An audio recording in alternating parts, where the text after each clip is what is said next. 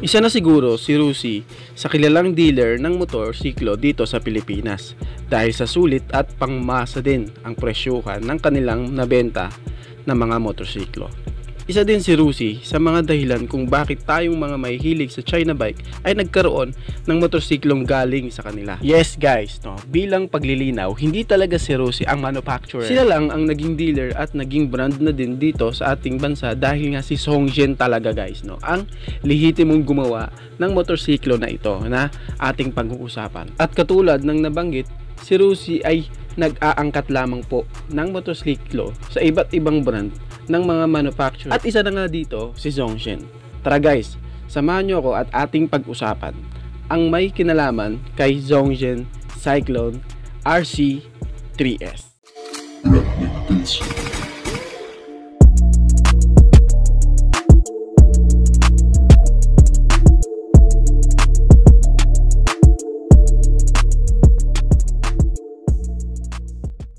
May kinalaman sa motor na ito guys, so alam kong medyo may idea na rin kayo sa motor na ito. Ngayon, gusto ko lang pag-usapan sa inyo at magbigay linaw sa inyo sa inyong mga katanungan kung meron ba talagang ganitong motor at kung lalabas ba yan talaga dito sa Pilipinas. So bago natin pag-usapan yun guys, meron na nga silang inilabas na actual video o actual display ng motorsiklo nito doon sa China at gusto ko nga ipakita sa inyo ang video na ito. So silipin natin ang actual video ng motorsiklo na ito.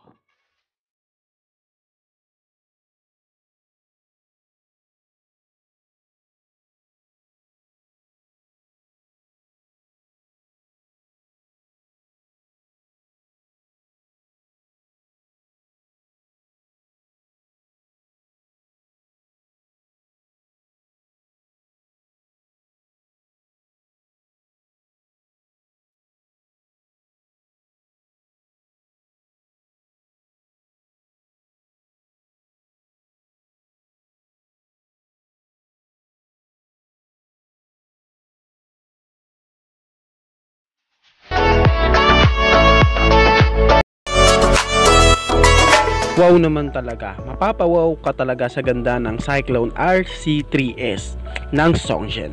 Pero ang tanong is, may katotohanan ba talaga ito? My answer is big yes. Alam naman natin guys na si Rusi ay may katagalan talaga sa pagre-release ng kanilang mga demo bike, lalo na sa mga mid-range 400cc bike nila. At alam natin na meron na nga sila meron nang naunang 400cc kay Rusi. Natiyak na doon muna sila nagpo-focus yung Cyclone RE3 2021 model at yung RG3 adventure bike. Ganun pa man, tiyak na nakatutuwa na kung si Rusi talaga ang magdidealer ng motor na to dito sa Pilipinas. Pero tulad ng nabanggit, wala pang konkretong ebidensya guys, wala pang konkretong ebidensya na kung si Rusi ba talaga ang magpo-provide nito dito sa Pilipinas. At way back September 2021, doon nga unang kumalat ang balita na yan, na meron nga daw new 400cc si Rusi. At ito nga yung Cyclone RC3S. Guys, uulitin ko, wala pang konkretong ebidensya kung ilalabas nga ba ito ni Rusi. Dahil alam naman natin na meron 2 unit demo bike pa po si Rusi na 400cc sa ngayon. Ang tanong, ibig sabihin ba hindi na yan lalabas dito sa Pilipinas? Ang kasagutan dyan guys is just relax. Kasi guys malaki din ang potensyal na lumabas ang motor na yan dito sa Pilipinas. Masyado lang napaaga ang pagbalita ng iba't ibang page sa Facebook dito sa atin. Kasi guys sa China wala pa nga silang nabebenta kahit isa nito. At tulad nga ng nabanggit, kalalabas pa lang ng actual video, actual display ng motorsiklo na to doon sa China. Kaya may posibilidad talaga guys na lumabas yan dito sa Pilipinas, pero masyado lang napaaga ang pagbalita niyan dito sa atin na pinabanggit na meron nga daw bagong Rusi 400cc. Pero ang masasabi ko guys dyan medyo 50-50 tayo dyan guys. At alam naman natin na marami pang China bike dealer dito sa Pilipinas. At alam natin na may 2 400cc unit pa si Rusi na pinopokusan. Ganon pa man guys, no, good news pa din na malaki ang porsyento na ilalabas ito sa ating bansa. At kung si Rusi man ang maglalabas nito, nakatutuwa, pero sinasabi ko lang guys na wala pa pong konkretong basihan kung si Rusi talaga ang maglalabas nito. Noong nakita ko nga ang motor na to guys, no, number one na agad na pumasok sa isip ko ay para siyang CF Moto. Kasi kamukha niya si 300 SR. Pumasok din sa isip ko guys, no, na hindi kaya ito yung new upgrade na CF Moto 300 SR, yung 400cc. At napansin ko din guys, no, na hawig niya din si at yung 150cc category ng Honda CBR. Ngayon guys, no, pag-usapan na nga natin tong motor na to, no, kung gaano nga ba kalupit ang motorsiklo na ito. Ngayon guys, ang engine lang naman ito guys ay ang new TC401 engine na may 401cc displacement engine, naka-parallel twin na ito with 8 bulbs and liquid cooled engine. At para naman sa kanyang power guys, no, meron siyang 42 HP at 9,500 RPM at meron din naman siyang 34 Newton meter of torque at 8,000 RPM na kayang mag top speed na 160 kph. Ngayon guys, no, baka masabi mo na bakit 160 kph lang tapos 400cc na tapos sports bike pa siya. Alam naman natin guys, no, na kapag sports bike ang motor, alam nating for high performance talaga. Kaya nga sports eh. Pero sorry brother, no. Yes, hindi siya doon naka-design. Ang engine niya hindi naka-design for high performance. Ibig sabihin, hindi siya for top speed. At kung mapapansin nyo din, napaka-aggressive ng kanyang postura. Pero upright position ang riding posture nito, no? Dahil sa kanyang handlebar na parang same sa Sigma 250, no, ng Rusi, na napaka sports ng looks pero upright position din ng body posture. At same din sa Sigma guys, no. Ang engine din kasi nun ay hindi naka-design sa mga takbong mabibilis.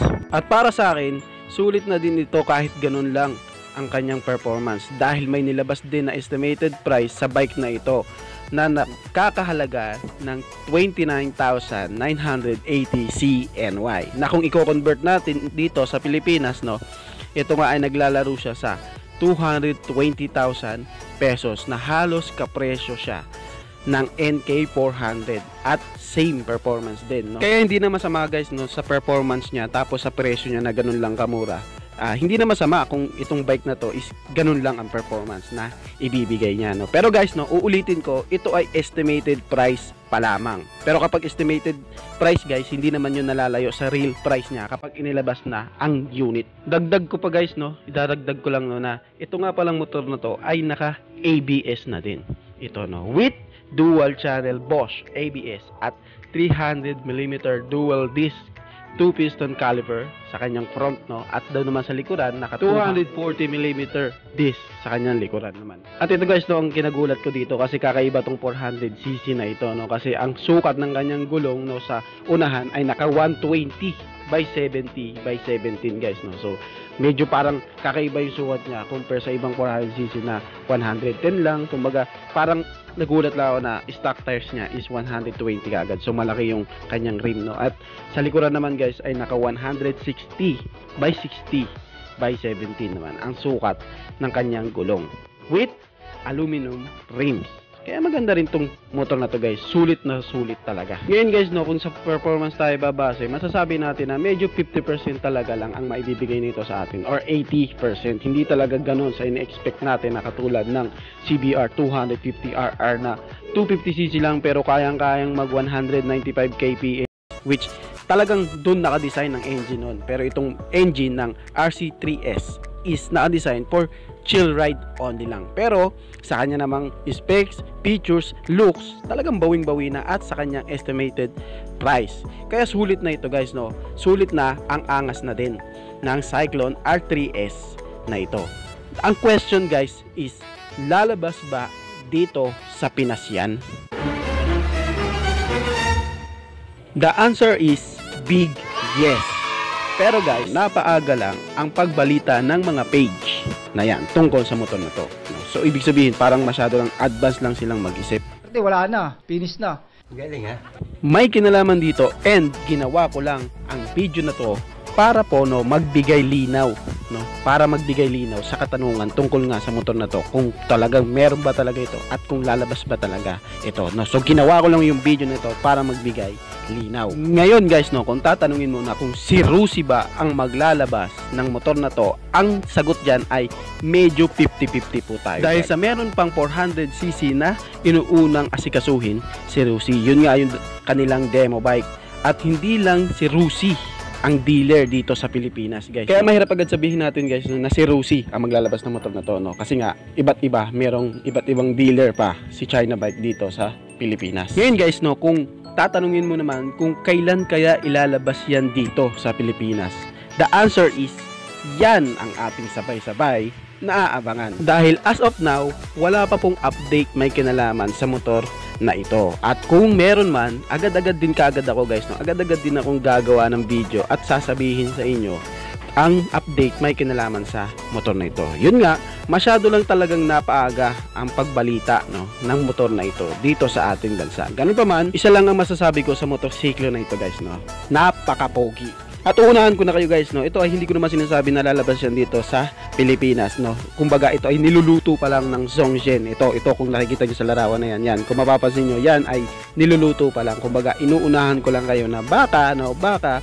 may ilabas na bagong motor si Zhongzhen, at hindi ko sinasabi, guys, na ilalabas yan dito sa Pilipinas, pero merong bagong nilulutong motorsiklo si Zhongzhen. Ito. So ngayon, guys, hanggang dito ko na lang tatapos itong vlog na to. Nagpapasalamat ako sa mga nanood. So sana naliwanagan kayo, no, sa motor na ito, no, na lumabas, no, nag-viral nung nakaraang mga buwan na meron nga daw bagong motor si Rusi. So medyo wala pa tayong matibay na konkretong ebidensya, guys, na kay Rusi talaga to at ilalabas ni Rusi to, no? So dito ko na tapusin yung vlog, guys. Papasalamat ako sa mga nanood. So don't forget to subscribe my YouTube channel and like this video and share. At humingi din ako ng isang likes para pagsuporta rin sa ating YouTube channel. Maraming salamat. Ichi boy. Thank you.